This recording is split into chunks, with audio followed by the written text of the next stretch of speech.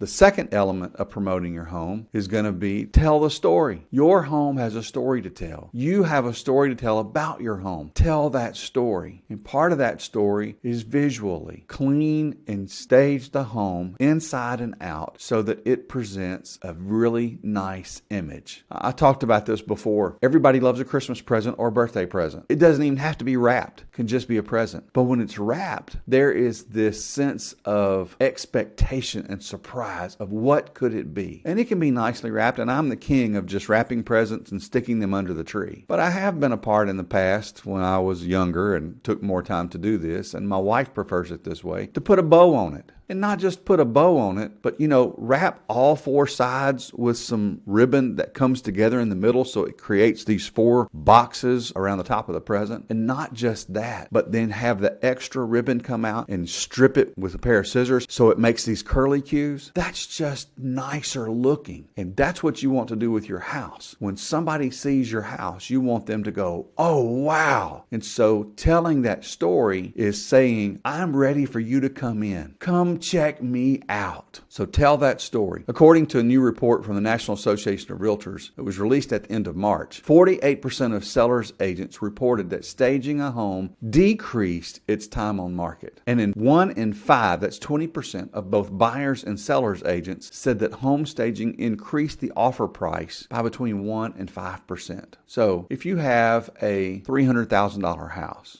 doing a little bit of outside landscaping, putting in some flowers, doing a little mulch, spending $1,000 to potentially get an extra $3,000 or an extra $15,000 at 5%. Would that be worth it? You're telling a story. You're saying this place is for you. And we talked about staging and getting things ready for your home, preparing your home in episode number 3. All these episodes run together, and you need all of this information and put all these tools in your tool belts if you want to get your home sold. And either you have to do it or you have to have an agent who's going to do it. You don't only want to clean and stage your home, you want to showcase your home's unique features, such as natural light, architectural details, any outdoor spaces that you have. If there's an outdoor kitchen, if there's a pool. I talked with a homeowner just this week who is going to be listing his home. He's probably not going to list it till the end of summer for some personal reasons. He has a pool in his backyard. It's still covered, and he said, do I need to get the pool uncovered? Told him I thought the pool would be a nice selling feature for the home. But also, he's probably not putting the home on the market until the end of summer. And I explained to him, it's your timing. You do what you need to do based on your timetable and what's going on in your life personally. However, if your house went on the market the end of May or the 1st of June, we could leverage the pool more fully than we can, say, marketing the house in July. People are going to be moving in. They will already have moved places because they're going to try to be set for the school year starting in August. But also, if they're moving into a home that they're fixing to be in a pool for a couple of weeks and have to cover it for winter, it's not as great of a selling feature. It's still a selling feature for people looking for a pool. However, we could leverage it more fully if it was earlier in the year, but that's not what's working for his timetable. But you still need to showcase those type of things. If you have nice big giant bay windows with beautiful views, if you have a chef's dream kitchen or an outdoor kitchen or space to park a boat, you need to leverage those features and showcase those features in your home. Write an engaging and informative description of your home. Include its size, its design features, and its amenities. One of the little secrets that's going on right now is utilizing ChatGPT or other AI stuff, and people are all over the board using that. But I would challenge you to have ChatGPT or another AI to write a description of your home. Now, I wouldn't use that description, but put in the description, say, hey, ChatGPT, write me a paragraph describing my home and include pool, boat storage, fantastic kitchen. Put a few of those amenities in there and see what it writes for you. You're probably going to have to tweak it a little bit, putting your own words in there, but that's a great way to start for getting ideas instead of you having to figure out what are all those words that I need to use. So just a little insider's tip on how to leverage technology to help us get our jobs done. More and more professionals in the marketing business are utilizing these sources not to do their jobs, but to help generate the ideas. It's not to replace them writing the copy. It's designed to help them get ideas of generating better copy. Anyway, just a little thing saying wasn't in my notes, but it popped into my head as we were going. So I thought I'd put that out there and let you know. I'm trying to use cutting edge technology to help buyers buy homes and help sellers sell homes. I'm leveraging all the tools that I can find available that help me be more successful, because my success means that you're successful in what you're trying to do. You also want to take quality pictures of your home, and I would encourage having a professional photographer that I use. We were at an event last night and he was talking about what he does, and somebody said, oh, you use that wide angle lens to make a 10 by 10 room look humongous. And he said, no, I really don't. He said, I'll go into a room and I'll take 2 pictures from 2 different angles so it looks like you're actually standing in the room instead of this big slanted things look all crazy. And I'll see other agents that will market properties with pictures that are vertical pictures instead of horizontal pictures. And in the system that we use in our multi-listing system, our online system, those vertical pictures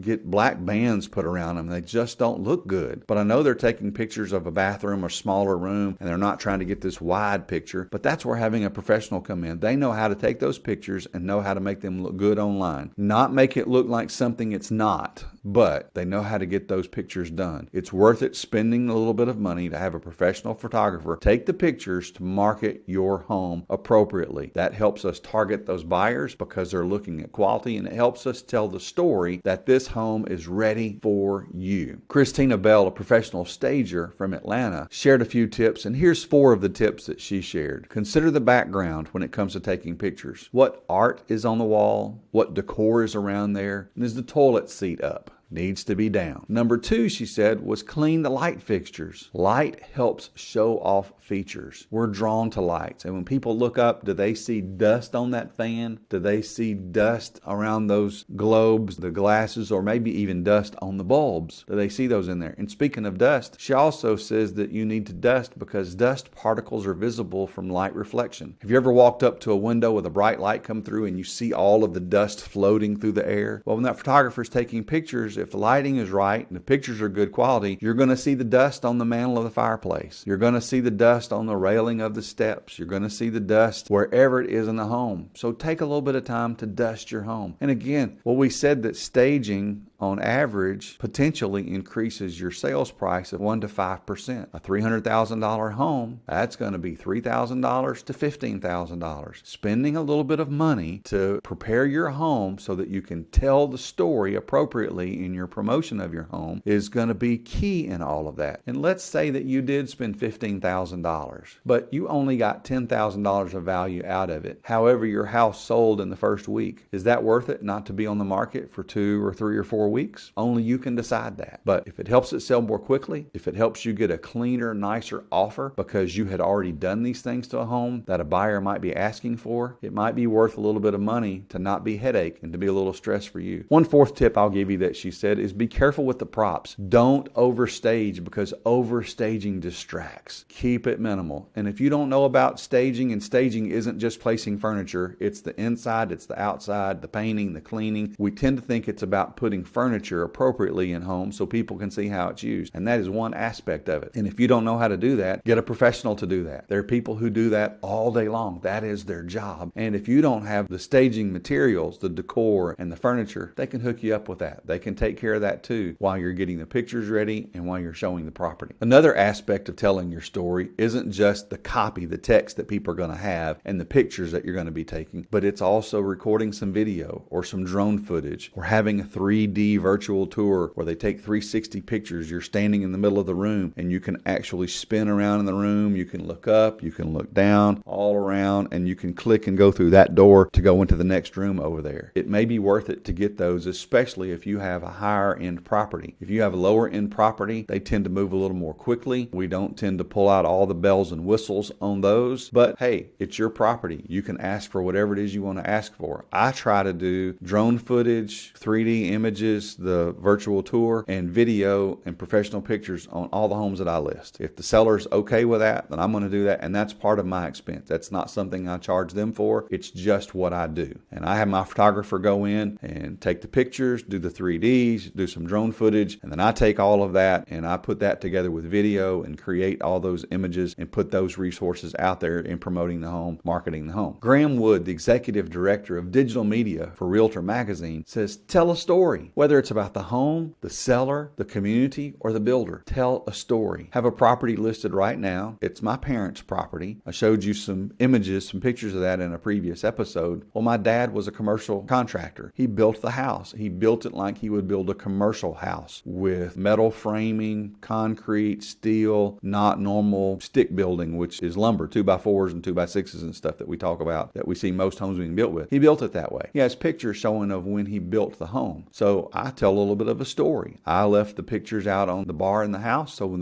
buyers are going through there, they can actually see this home being constructed. I tell the story about that. They were featured in a magazine a few years after it was built because it's a really nice home. I have that magazine out. I tell that story. It's about the builder. It's about how the home got started, and it's about the seller. Graham also says to provide a narrative describing what it could be like to live here. I put that narrative in the description because this house has a walkout basement that I lived in it for a year. My wife and I did when we moved back to this area before we bought our home. We lived there for a year. It's a nice bedroom and a nice closet, a nice bathroom, a big giant room that has a dining space, a living space, a kitchen, plus a laundry room, plus a mechanical room, plus a storage room. Well, that storage room is cinder block walls on two sides, and the other sides are inside. Tornadoes are, I wouldn't say prevalent, but we'll have several close encounters in the spring where we are. Our house went on the market the day after a series of tornadoes came through our area. And I mentioned that everybody on Facebook was asking about what it would take to buy a storm shelter, put one in. So in our marketing, I said you potentially have your own built-in storm shelter downstairs. It wouldn't take much if somebody wanted to reinforce the two interior walls because it's steel and concrete on the top and it's dirt on the bottom, dirt on two sides. It's not going anywhere. I'm telling that story. So I'm providing a narrative of describing what it could be like to live there, seeing the wildlife, being up in the county, so you're only paying county taxes. Your taxes are half of what it would be if this property were actually inside the city limits. Tell the story, provide a narrative describing what it could be like to live here. You could say something like, now we're on the sunny porch where you can enjoy the morning coffee. This particular house, my parents' house, has a veranda that's a great place to sit in the morning if you want to sip your coffee. And then third, Graham says to move slowly through a home to avoid jerky visuals in your videos. So in your videos, tell the story. In your videos, provide a narrative. In your videos, move slowly, good clean camera video shots in there. So we've talked about target potential buyers, tell a story,